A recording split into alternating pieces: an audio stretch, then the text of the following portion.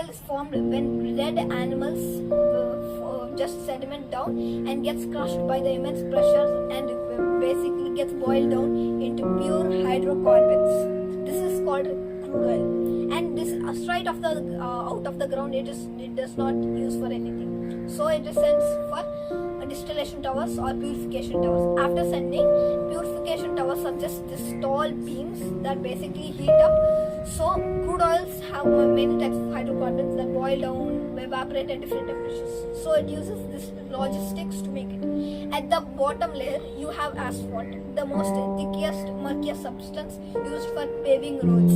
In the middle layer, you get jet fuel and aviation vehicle fuel. That's how you get in the middle layer. And in the top, you use for land mobile vehicles such as natural gas and real gas, and sometimes high purification diesel. And it has many uses like supporting vehicles, aerial, and even the asphalt is used for paving roads. And now we are going to talk about where it is formed. It is formed in basically found in these three regions: America, Middle East, and Russia.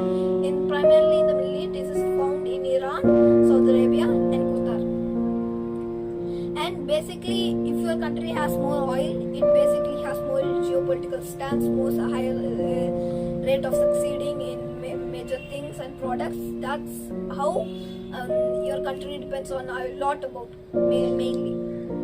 And the uses of crude oil is very important. But the thing is, it is a non-renewable source of energy. That means you cannot produce it over a short period of time.